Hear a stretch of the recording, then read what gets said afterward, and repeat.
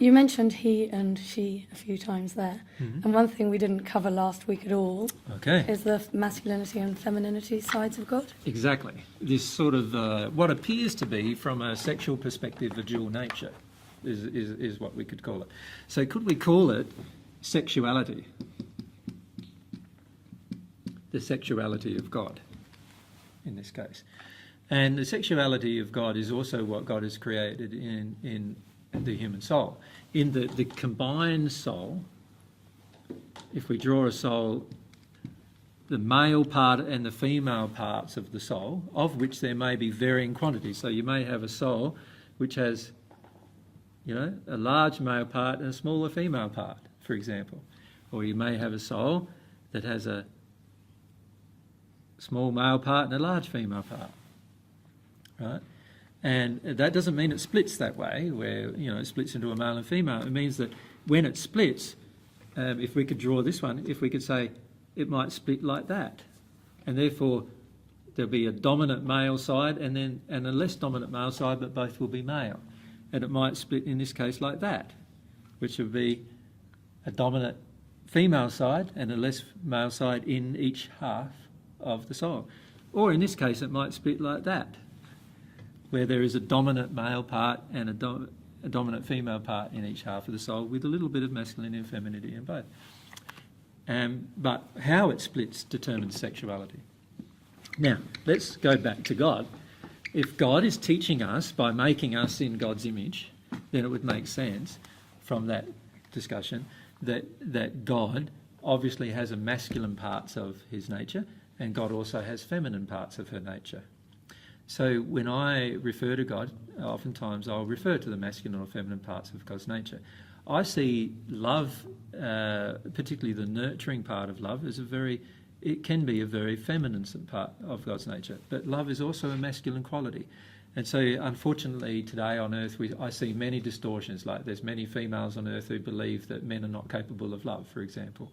And there's many men on earth who feel that women are not capable of truth, for example.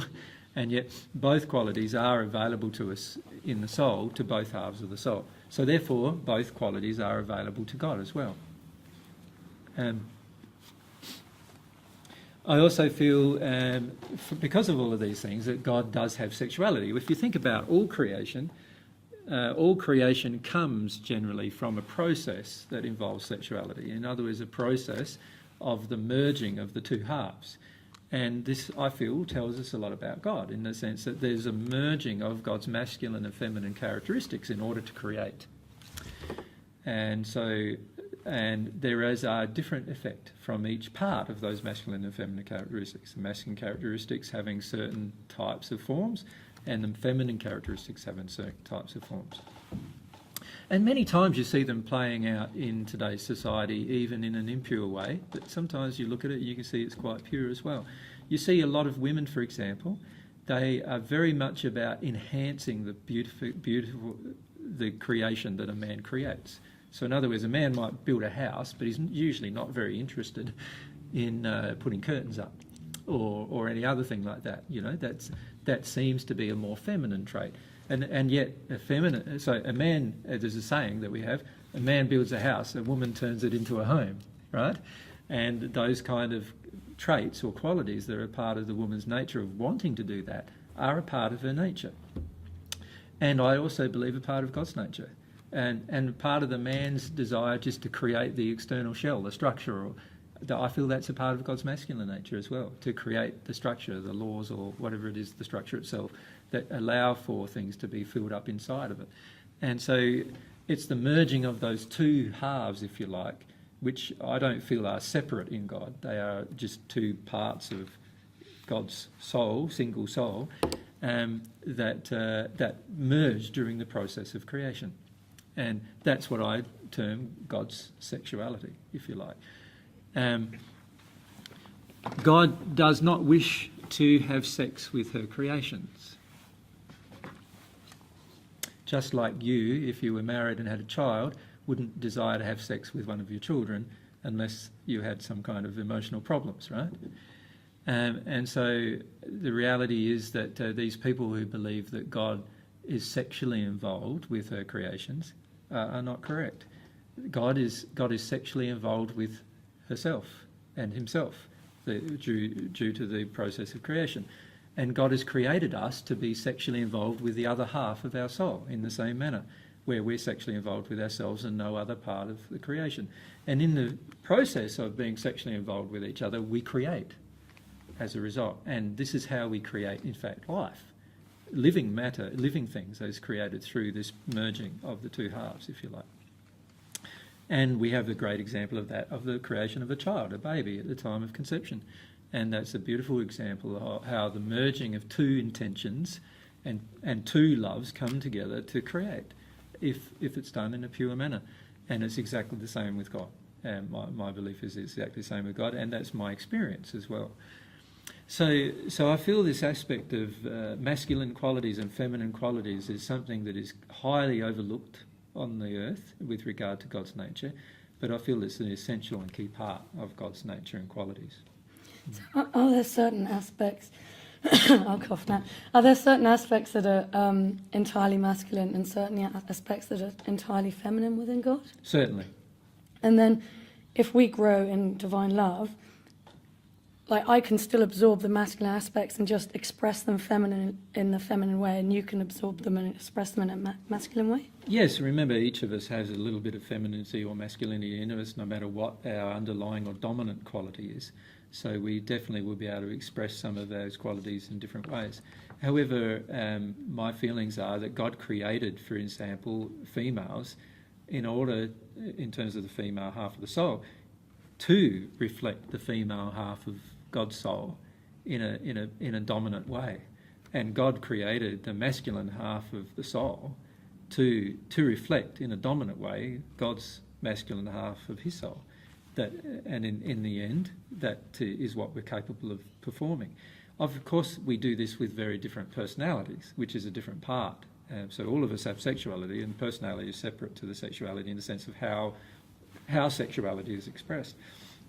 But it has to be expressed within the laws of love.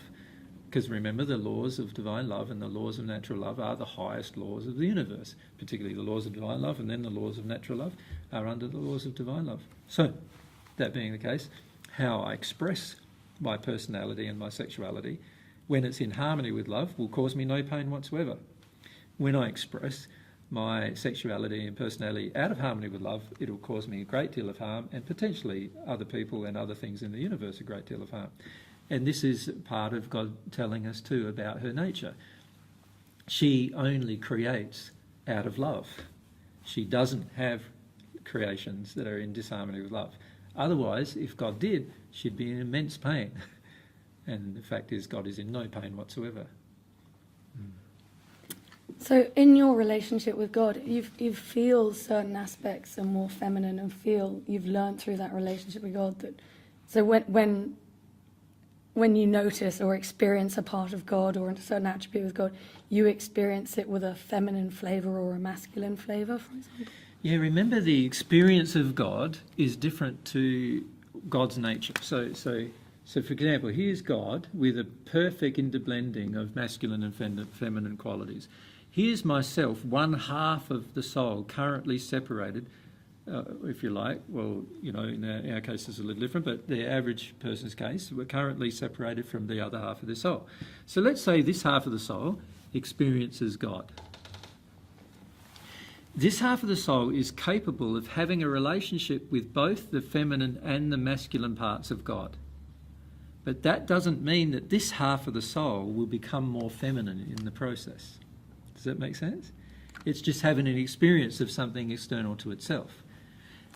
This half of the soul is also capable of having a relationship with the feminine and the masculine parts of God. But it doesn't mean that its primary part of its nature will change as a result. Do you understand?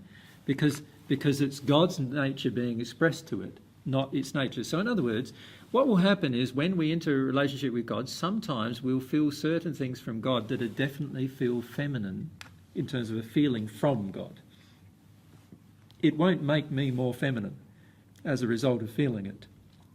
I am going to retain my degree of masculinity and femininity that I have as an interblending within my soul for the rest of my existence until I become at one with my soulmate. Once I become at one with my soulmate, we are one, and therefore we feel in the way God feels. We feel together. Does that make sense? So this can now have a relationship with this as a complete entity once that occurs. This is the soul union state. And I don't know if Nina can see that. Soul union state. So that's the soul union state where we're now experiencing God together. Most people on earth and most people in the spirit world at this point in time, when they begin to experience God, are not experiencing God together. They're experiencing God as the half of the soul experiencing God. As a result of that, they will feel the feminine half of God and they'll feel the masculine half of God as separate feelings entering them. And potentially, even when we're in this state, we can feel the feminine half of God expressing something to us and we'll feel the masculine half of God expressing something to us, and we'll still be able to do that. But because we are now one, we feel it together, not separate to the other half of ourselves. So we don't need to be afraid, if we're a male, for example, that if we experience God and we experience the feminine side of God, that somehow that will make us more female, because it will not. Right? And we don't have to be worried if we're a female that if we experience the masculine half of God, that somehow that's going to make us more male, because it will not. And a lot of times on earth, what are qualities that are attributed to masculinity and femininity are not. So, for example, many women believe gentleness is a feminine quality, and it's not. Right? It's a quality of love. It's not a quality it's not a quality that's assigned to gender or sexuality. It's a quality of love. If I become more loving, I'll become more gentle. A lot of women on the planet believe that sensitivity or emotional sensitivity in particular, is a sign of femininity, and it's not. Emotional sensitivity is a sign of love. As we become more loving, we become more sensitive, and that's a sign of love. So some of these qualities that we believe are masculine in nature and feminine in nature are often not masculine or feminine. They're just our expression of our own injuries, in fact.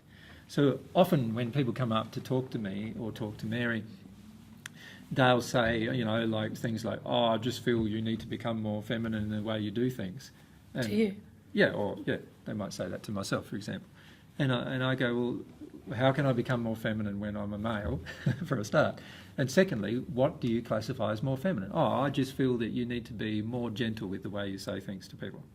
Okay, very interesting. So you believe that when I'm not truthful, when I'm truthful and direct, that's not gentle, for a start. And then you believe because I'm truthful and direct that's a masculine quality and not a feminine one. However, you'll find out that God is on the feminine side, very truthful and direct. Once you connect with the feminine side of God, you will realise, in fact, that she is just as direct and blunt as the masculine side of God is, and just as conforming to law as the masculine side of God is. And so this is a misinterpretation of the aspects of femininity and masculinity that happen on earth. And because on earth we have so much distortion about masculinity and femininity, we then push those distortions onto God, rather than just clearing ourselves of these distortions and allowing God to teach us about her nature through the experience. Again, it always gets back to the experience. If I can experience the masculine side of God and I cannot experience the feminine side of God, then that tells me that I am blocked to experiencing the feminine side of God. Not that the feminine side of God doesn't wish to talk to me, or the feminine side of God has a certain nature. Right? It just tells me that I'm blocked. If I'm a woman and I can't connect to the masculine side of God, then that tells me that I have the blockage, because the masculine side of God certainly wants to connect with me.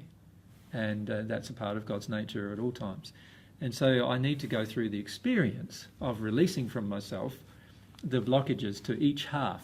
And I don't remember, when I use the term half, I'm not talking here I'm talking here more in a metaphorical or an allegory sense of God's nature, because God is one soul who has masculinity and femininity perfectly expressed in that soul.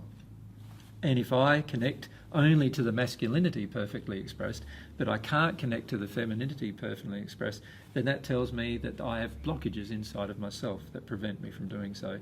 Not that God has blockages inside of herself preventing her from doing so. Is it harder for people to connect to the feminine side because of the lack of divine femininity that's ever been on the earth? Yes, it is. But it is also difficult for people to connect to the masculinity side of God as well as a result, because masculinity on earth has been highly distorted as well. So for example, what we absorb from our environment is what we then believe about God most of the times. And unless we go through a process of just rubbing out what we've absorbed from the environment and let God expressing herself to us or himself to us, we will continue to retain these viewpoints about God that we then push upon God. So what finishes up happening is that I believe the masculine side of God to be like my environment has defined masculinity to be. And I believe the feminine side of God to be what the environment has defined femininity to be. Unfortunately, there are positives and negatives of both of those definitions. So, for example, many people believe masculinity to be strong and powerful, and God's masculine nature is also strong and powerful. But many people believe strong and powerful can be exercised without any love and gentleness. And they believe that the love and gentleness is the feminine side of the power. That is not correct. It is perfectly, where God on the masculine side of God is perfectly able to express love and power in a gentle way without femininity. Does that make sense? It's our absorption from our environment, this belief that men are generally harsher than women, in terms of emotionally harsher than women, that we then impose upon God. It's not true that men are harsher than women. It's just an absorption from our environment. And men have the capacity to be as sensitive emotionally as women do, right? And as a result, we have the ability to connect to both sides of God. So what we finish up doing on the planet is we finish up thinking that the way true femininity is the way it currently exists on the planet, and the way true masculinity is the way it exists on the planet. And these are very bad assumptions. When I say bad assumptions, they're inaccurate, but they also cause us to then not have an open mind about and allow God to teach us what femininity or masculinity actually is. Many of us also have a lot of definitions about one of those, natures of sexuality. For example, with femininity, we believe sometimes, a lot of men believe that femininity is weak, for example. Well, why do they believe that? Because through their environment, they see women crying, they have a judgment of women crying, they feel that the way the women act are based on fear, they have a judgment of the fear. They don't see that the fear in women is a lot of times created by them, for example. So they don't see the creation of the fear, they just see it exists in a woman, and they see that the woman is expressing her fear many times. And so what they see is that is weak. Now they then assume that the feminine side of God must be fearful. And that's not true. And the feminine side of God must be emotionally unstable, and that's not true either, right? And when women look at men, they go, he's only logical, he's pretty, he doesn't connect with me emotionally, he'll do things, if I just tell him what to do, he'll do things, but he won't really feel about them much. And that's also inaccurate. And so those women are going to impose those beliefs upon God and believe that that's the way God is with them. But that would also be inaccurate, because God has totally different feelings for them than that, both on the masculine side and the feminine side. So we've got to be very careful with masculinity and femininity, that we don't judge God through the eyes of through our distorted eyes that have been distorted through our environmental experience.